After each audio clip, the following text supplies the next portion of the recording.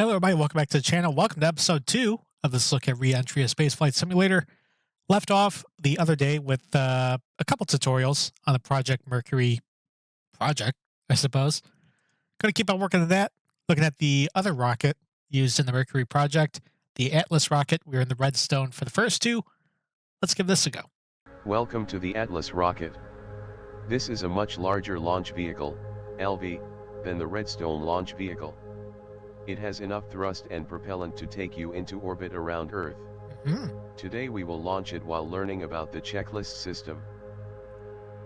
Okie doke. Let's take a look-see here. Oop. Start by holding the countdown. We will need some extra time on preparation today. Oop. Use the radio command menu, C to toggle, and Remember the press controls. hold countdown. Go. Player I, holding countdown. MCC, the cockpit is the same as in Redstone, so the procedures are identical. We will use the checklists found in the mission pad to follow the realistic procedures during preparations and ascent.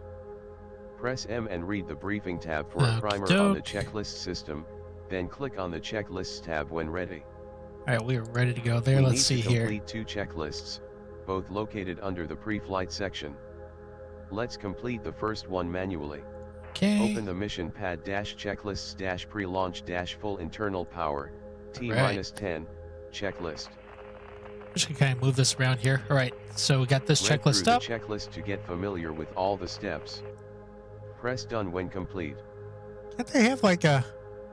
I wish I could kind of move this around actually. See, monitor capsule, bus voltage, and current while the blockhouse switches internal power. Request blockhouse to remove external power. It's a key up there, I believe.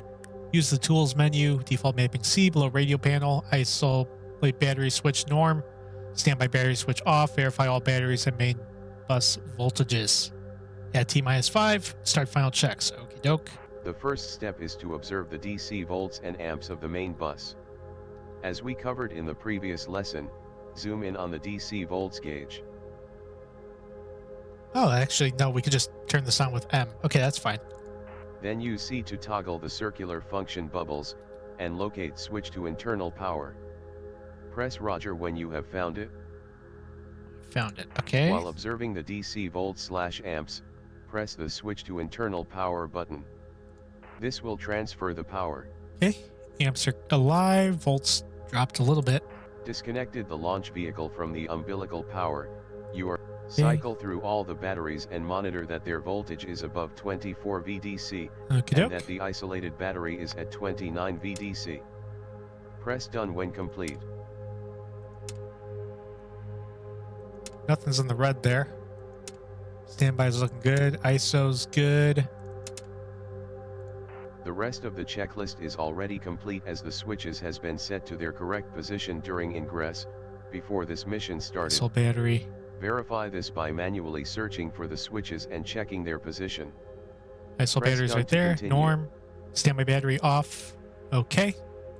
The next checklist we need to follow today is the Final final checks. checks checklist. Locate this in the mission pad -checklists, Okay. and then click it to view the checklist. Read through the entire checklist to get familiar with the steps. Press done when complete. Launch control switch ready. Suit temp to mark. Cabin temp to mark. Inverter temp. Transmit UHF. Perform radio check UHF. Time 0 right there. Okay, it's basically the same.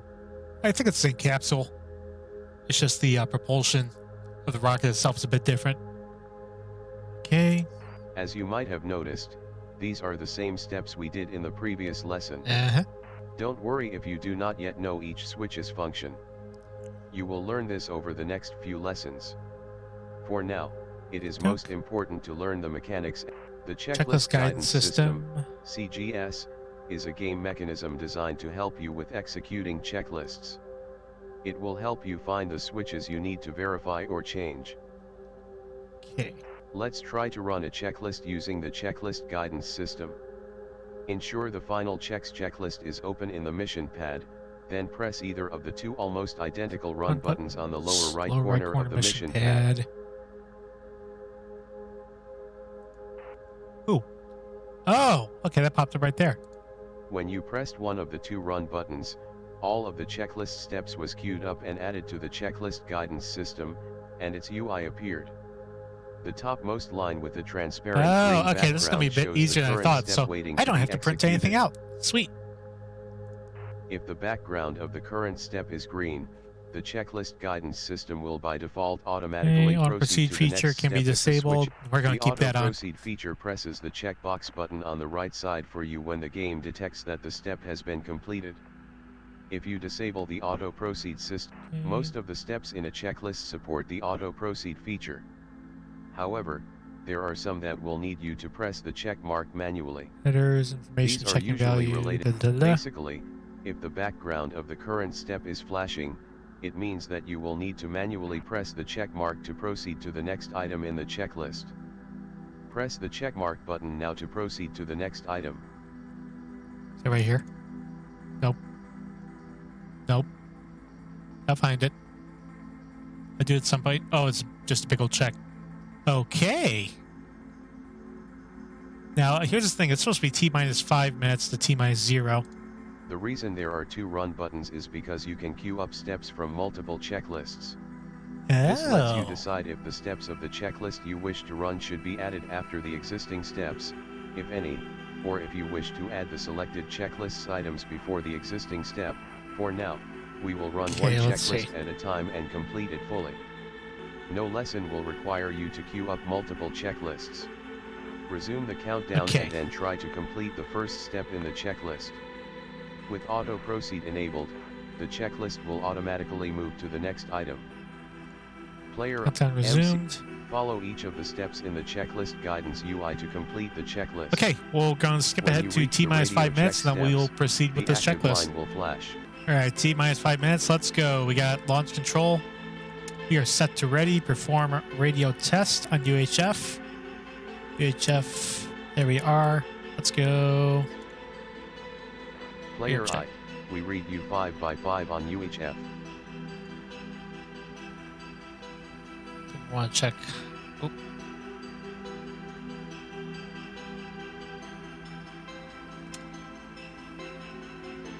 Player I. We read you 5 by 5 on UHF. Okay. Verify time. 0 button removed. Here we go. DC selector battery 1. Arm squib. Auto retrojet arm. Final checks T-minus 5. Okay. One radio test on UHF. I think we did that. Did we not? Player I. We read you 5 by 5 on UHF. Okay.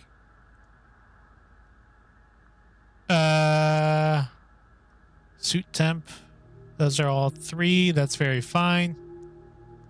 Okay, I'm not sure what else really needed at this point. I guess we just sit tight until...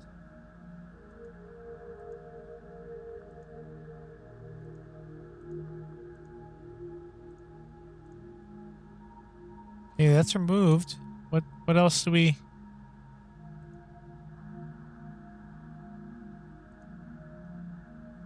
We did the radio test. I mean...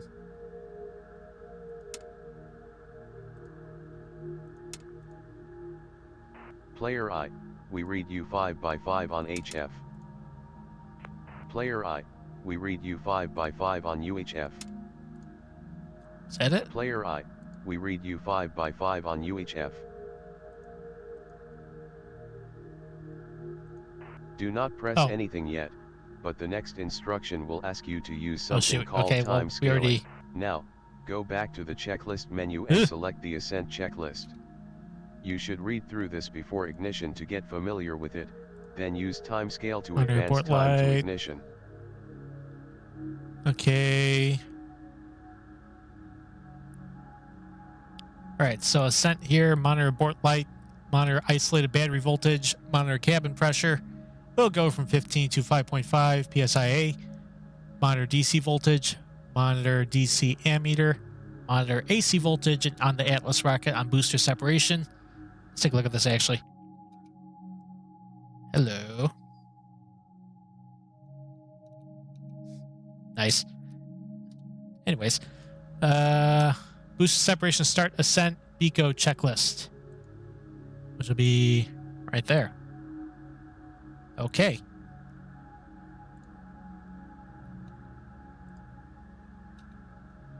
And now we wait till launch time. Okay, 20 seconds to launch. Ready to go. And we're looking for the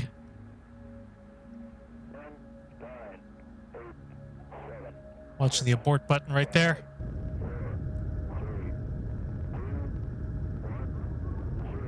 Shake, railing, rolling. Umbilical disconnect. Roger, All right, no need to hit time 0. We are launching. Underway. Loud and clear. Roger, we're programming and roll okay. Altitude. A little bumpy along about here. It's alive. Stand by for 20 seconds. Roger. 2, 1, mark. All right, 30 seconds. We're going to do a battery cycle. Okay.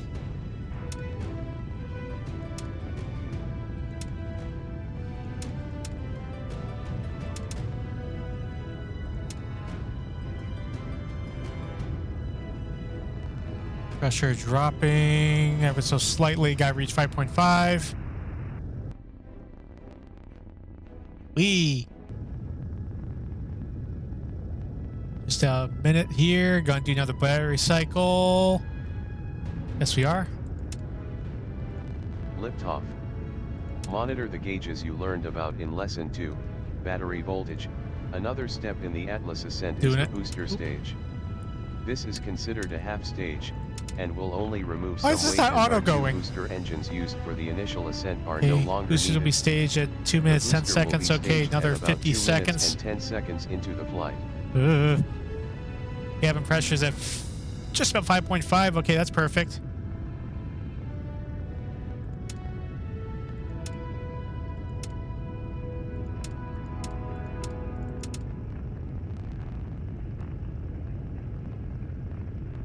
Doke.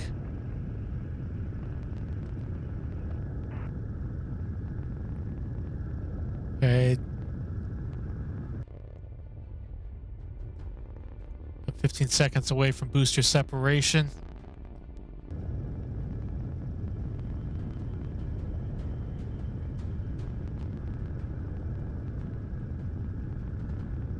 There goes the booster There stage. they go.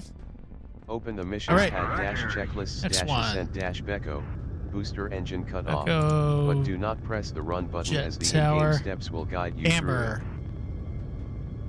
Alright, this is gonna be green after 20 seconds after Becco. Eco. There we go. It's green. Auto retro jet switch is off. Retrojet fuse. False. Okay. Press that. Don't press that. Oop. Emergency retrojet fuse. False. Okay. Another little feature worth repeating is the current objective feature. Toggle using C. Visible with the rate. Once the tower separates, we will do. Oh boy. The tower is gone and you are about half. To prevent the retro. Good. Now disconnect the power by opening the circuit. Great. By set the emmer as. I think I've done this already. Okay. Ascent, monitor the instruments as you learned in the previous lesson, and try to get familiar with the various data points and how they change as you are ascending into orbit. Subcap. Green. Oh, I'll be there. I think we're supposed to do another battery check.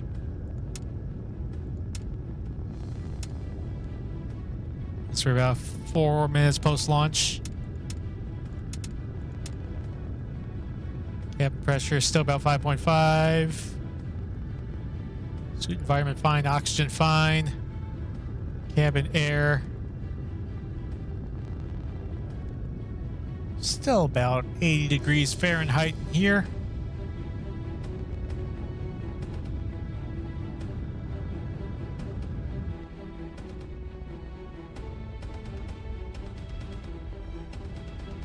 Hey, we're still going.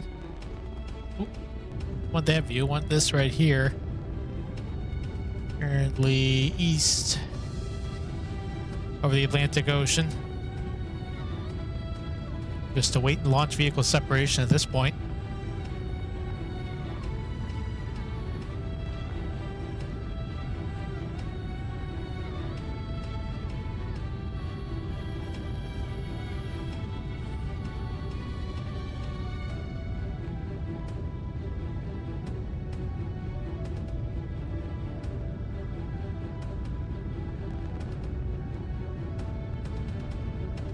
Okay.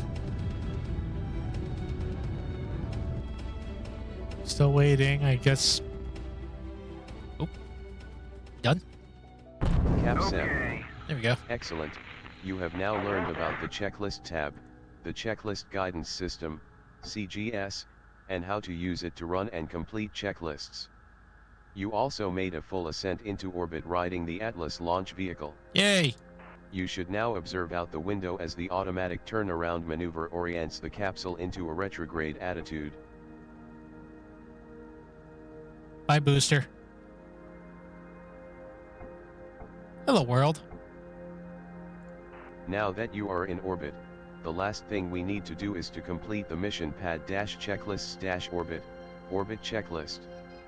This checklist is the post-ascent orbit insertion checklist. Open the checklist and press the Run button. Okay. All right.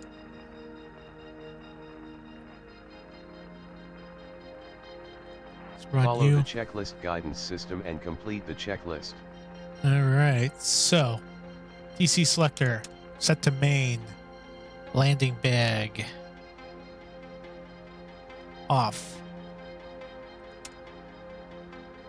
Emergency retro sequence fuse, false.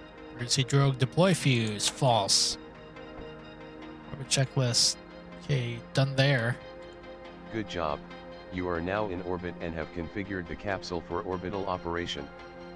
This concludes the lesson. Okay, onwards. Welcome to the electricity lesson. You heard it. You heard Patrick. Second tutorial of the day here on the electricity here in the Atlas rocket. I'm preparing cockpit in a second. Oh, we're in space already. Woohoo! In this lesson we will take a quick look at the various systems and components related to the electrical power system, EPS.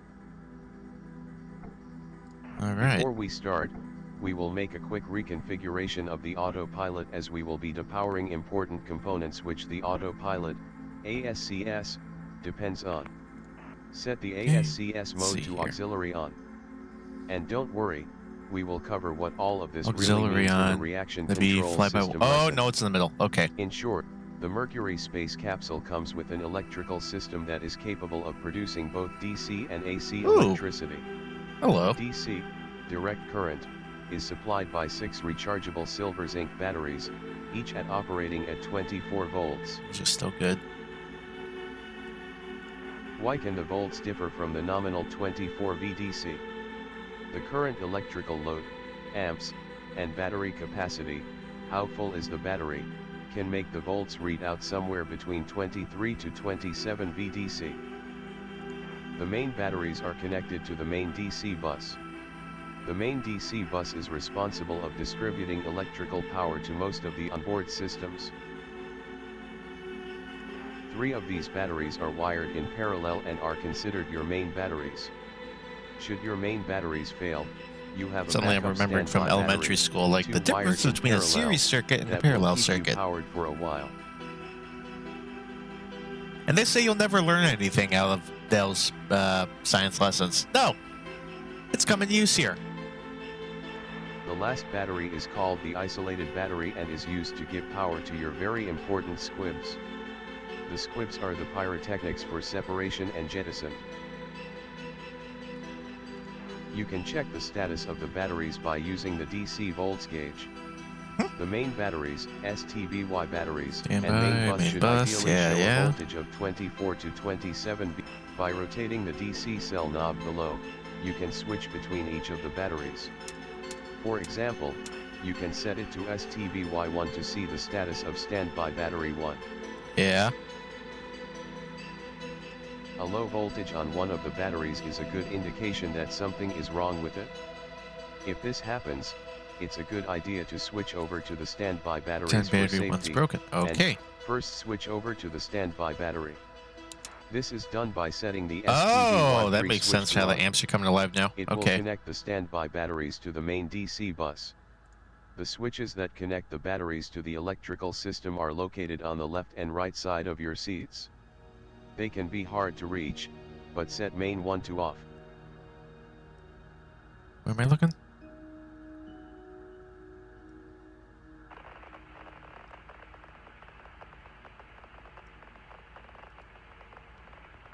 It's all the way back here? Oh, hello. All right. When you are on the standby batteries, you need to conserve power. We will not do this now, but this is done by shutting down systems you don't need, like the blood check, Taking my blood. ASCS, the lights, etc. A flashlight is always available and can be toggled by using F. The Well, we're still flashlight on the will light look side in of the the direction of the view, Earth right now. but will so- also follow the mouse cursor. Try to enable the flashlight and move the mouse cursor around. Then turn it off. An important detail is that all flight modes that operate the 2 reaction control systems used to orient the capsule, covered in the next lesson, are based on DC power except for something called manual propulsion, manual mode. You can take a note somewhere that if you are having issues with your electrical system, use this flight mode to still be able to control the capsule. If you are having issues with the standby batteries as well, see a low voltage on one of its batteries, you have one final option, to connect the isolated battery to your main bus. This is done by setting the ISOL switch to STBY. Okay. The ISOL battery will then power the main bus in parallel with any other, if any, batteries connected to it. Again, turn off all systems that you don't need to keep you alive. You can use the DC amps gauge to see how much power you are consuming. You should avoid using the isolated battery this way at all costs. If possible, try to wait until you are preparing for reentry, as the main bus load will quickly drain the isolated battery. Aha. Resource management. The source of the ammeter is controlled by the same selector used for the DC volts gauge. Let's get back to our original setup. Set the STBY pre to off. Reconnect main battery 1.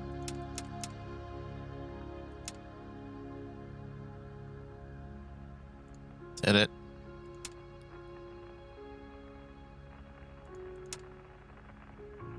We doing it?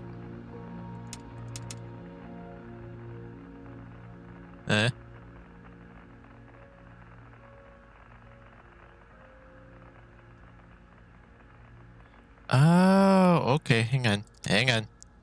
Hang on. Always follow the dot. And switch the ISOL pre to norm. There we go. The ASCS and the fans require AC, alternating current, electricity. AC is generated from DC using inverters.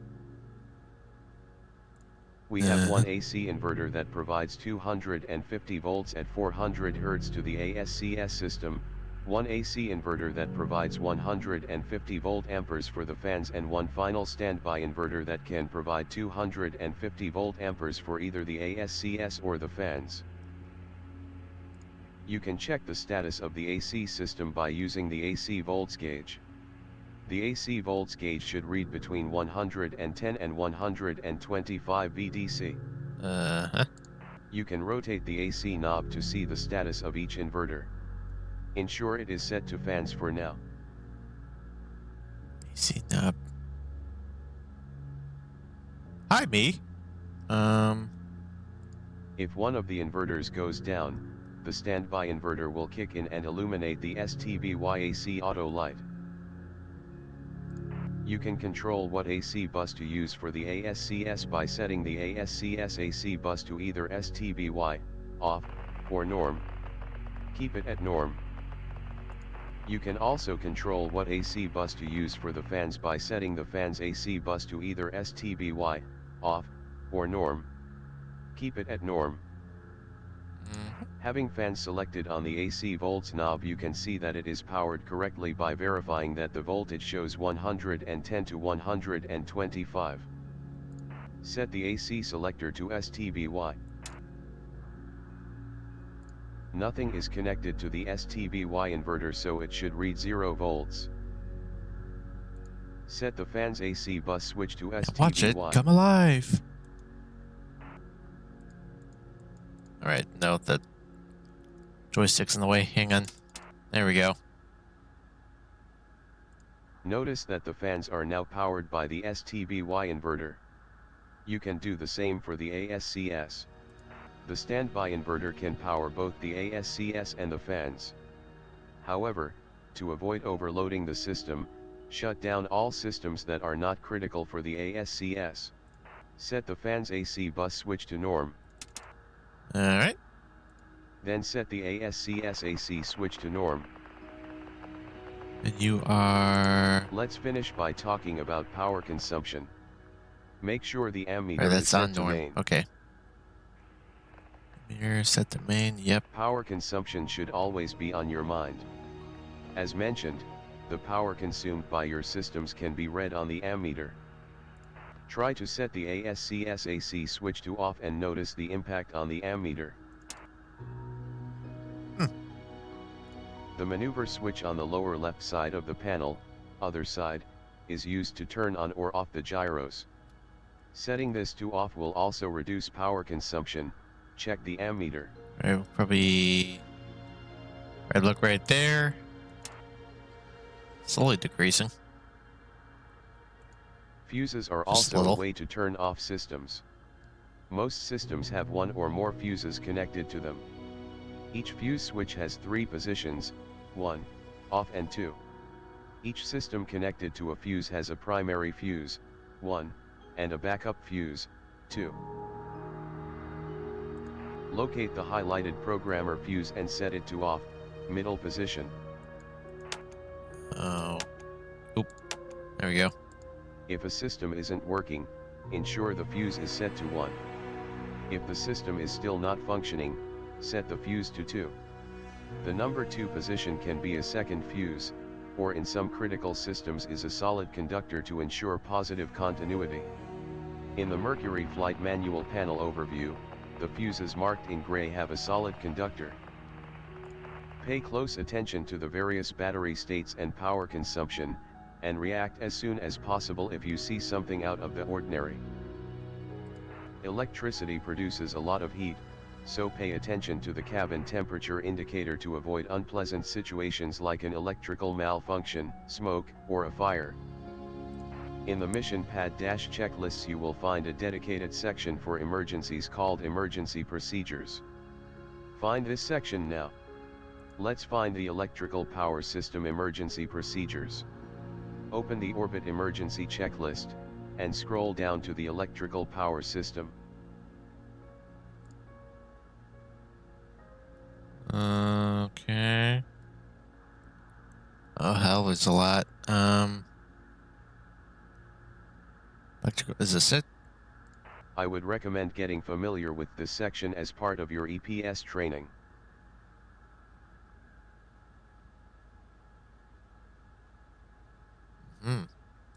Anyways, feel free to play around with various systems, learn where the fuses are as well as what the various switches do. This way, you can by instinct control the various systems during emergencies. Okay then. That's all for now. Bye. Well, 2/3 of the way through all of our tutorials here. See you in a few days to wrap those up, and then we'll be on a solo mission, solo flight. We'll even go with campaign mode. We'll try one of the scenarios. Meantime, that's going to do it for the video today. If you're brand new to the channel, please be sure to subscribe, hit the notification bell to be notified when the next episode comes out. And to everybody, thanks for watching. Now go outside. please.